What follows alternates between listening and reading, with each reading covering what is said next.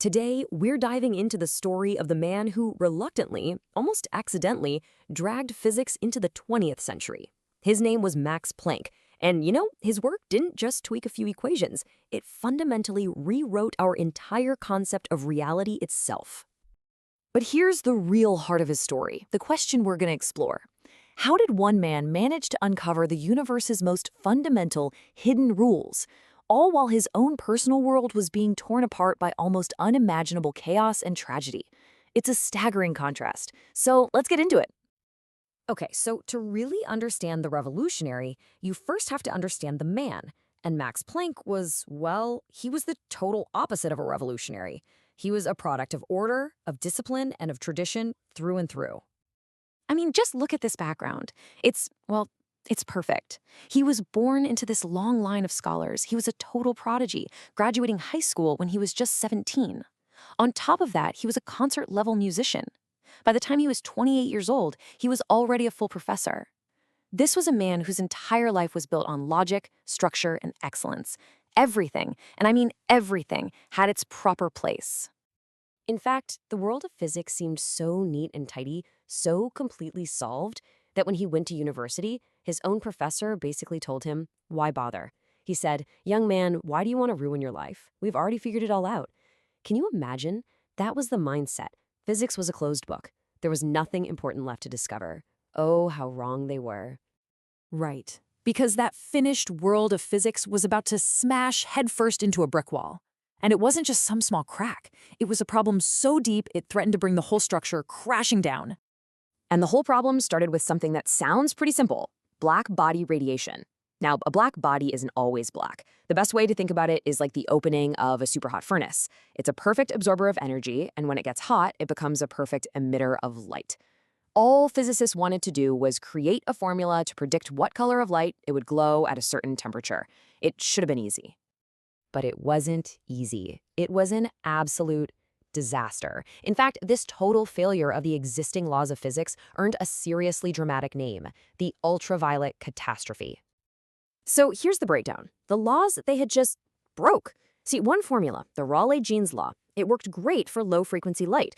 But when you got to the high frequencies, the ultraviolet end of the spectrum, it went completely off the rails. It predicted that the object should be blasting out an infinite amount of energy. Infinite. Which, of course, is completely impossible. Physics was officially broken. So, the greatest minds of the day were stumped. The trusted laws of the universe were clearly wrong. And the stage was set for a solution so weird, so against all common sense, that even the guy who came up with it could barely bring himself to believe it. Planck himself later called what he did an act of desperation. See, he wasn't trying to start a revolution. He was a conservative guy just trying to make the math work. So what he did was, he first came up with a new formula that just fit the data perfectly. He didn't know why it worked.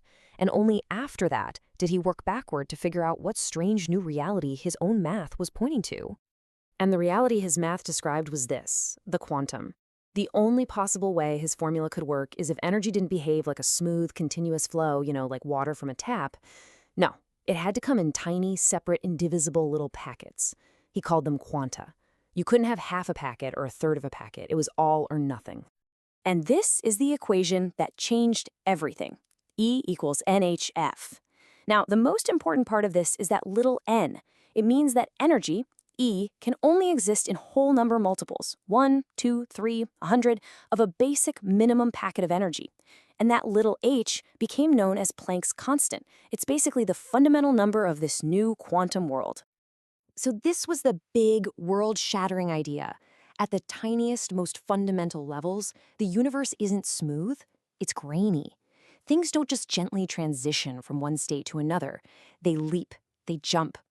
And just like that, with one man's desperate attempt to fix a broken equation, quantum mechanics was born.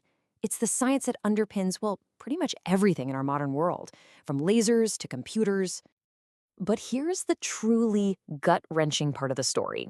Just as Planck was uncovering this secret granular order hidden deep inside the universe, his own orderly, predictable life was being completely and utterly ripped apart by tragedy. It's almost impossible to even comprehend this timeline of loss.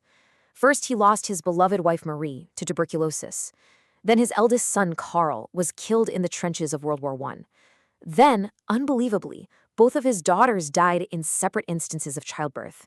And finally, his last surviving son, Erwin, was executed by the Nazi regime for his part in the plot to assassinate Hitler. He outlived every single one of his children. And the moral pressure he was under was just immense. As one of the top scientific leaders in Germany, he did what he could to try and protect his Jewish colleagues. He even went directly to Adolf Hitler himself to plead for his friend, the brilliant chemist Fritz Haber. As you can imagine, Hitler flew into a rage, and Planck left defeated. He was this man of absolute principle, trapped in a world that had gone completely insane. And yet somehow, through all of this personal hell, the revolution he had started kept going. And it revealed an even deeper layer of order. Because it turns out his work didn't just describe how energy behaves, it actually set the absolute fundamental limits of reality itself. Take a look at this number. This is what's called the Planck length. It is a distance so unbelievably, mind-bogglingly small that our brains can't even process it. Here's an analogy. If you blew up a single atom to be the size of the entire known universe, the Planck length would be about the height of one tree. So why does this matter? Because this is basically the pixel size of our universe. Below this scale, our ideas of space and distance literally stop making sense. It's the point where gravity becomes a quantum force. There is no such thing as smaller than the Planck length. That's the end of the line. And of course, if there's a smallest possible distance, well, there has to be a shortest possible unit of time too. This is the Planck time. It is the amount of time it takes light to travel just one Planck length. It's the tick-tock of the universe at its most fundamental level. And the consequences of this are just staggering. I mean, think about it. Our laws of physics literally cannot describe the universe before the first moment of Planck time. The very concepts of before and after just break down. It suggests that time itself isn't a smooth, flowing river. It might be a series of discrete, individual ticks. That time, just like energy, actually jumps. Which brings us to this final, really profound question. Max Planck, this reluctant revolutionary who endured so much personal loss, gave us a universe that has fundamental limits. He showed us a reality where time might not be a continuous line, but a series of steps. So what does it mean for us? If our universe actually has a first moment, a single first tick of the cosmic clock, before which the very idea of time didn't even exist,